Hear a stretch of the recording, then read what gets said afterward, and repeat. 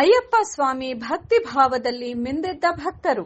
ನಗರದ ಕೋಟೆ ಶ್ರೀ ವೀರಭದ್ರೇಶ್ವರ ಸ್ವಾಮಿ ದೇವಾಲಯದಲ್ಲಿ ಮಣಿಕಂಠ ಸ್ವಾಮಿ ಭಕ್ತ ಮಂಡಳಿ ವತಿಯಿಂದ ಮಹಾಮಂಗಳಾರತಿ ಮತ್ತು ಅನ್ನ ಸಂತರ್ಪಣೆ ಕಾರ್ಯಕ್ರಮವನ್ನು ಹಮ್ಮಿಕೊಳ್ಳಲಾಗಿತ್ತು.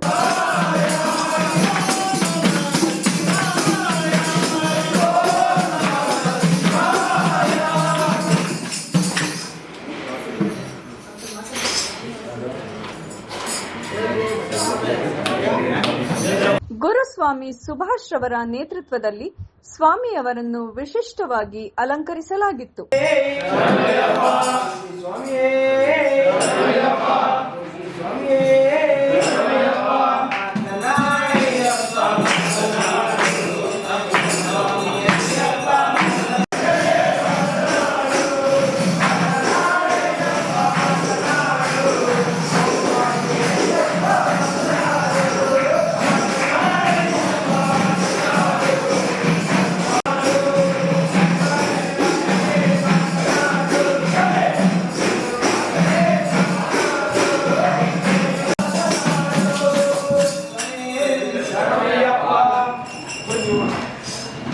ಸತತ 19 ವರ್ಷಗಳಿಂದ ನಾವು ಮಾಲೆ ಧರಿಸಿ ಶಬರಿಮಲೆಗೆ ತೆರಳಿ ಪೂಜೆ ಸಲ್ಲಿಸುತ್ತಿದ್ದೇವೆ.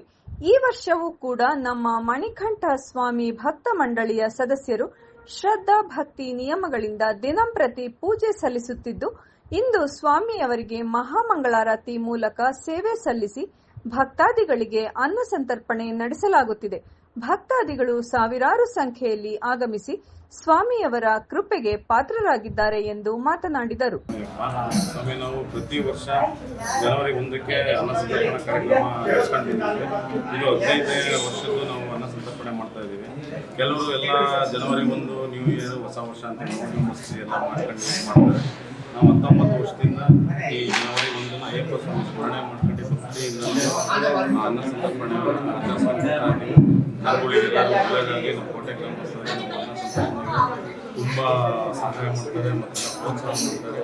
ಇದು ಹಿಂಗೆ ನಡ್ಕೊಂಡು ಹೋಗಬೇಕು ಅನ್ನೋದೇ ನಮ್ಮ ಉದ್ದೇಶ. ಎಲ್ಲರಿಗೂ ಒಳ್ಳೆಯದಾಗಿ ಸರ್, ಯಾವಾಗ ನೀವು ಸ್ವಾಮಿ ದರ್ಶನ? ಸ್ವಾಮಿ, ನಾವು ಈಗ ಜನವರಿ 12 ಕೊಡ್ತೀವಿ. ಜ್ಯೋತಿ ಎಲ್ಲರೂ ಇಡೀ ನಿಮ್ಮ ಒಂದು ಟೀಮ್ ಜೊತೆಗೆ ಹೋಗ್ತೀವಿ. ಒಳ್ಳೆಯದಾಗಲಿ, ಎಲ್ಲರೂ ಸುರಕ್ಷಿತವಾಗಿ ಸ್ವಾಮಿಯ ದರ್ಶನ ಮಾಡ್ಕೊಂಡು ಬರಲಿ, ಜನತೆಗೆ ಒಳ್ಳೆಯದಾಗಲಿ ಅಂತೇಳಿ ಆಮೇಲೆ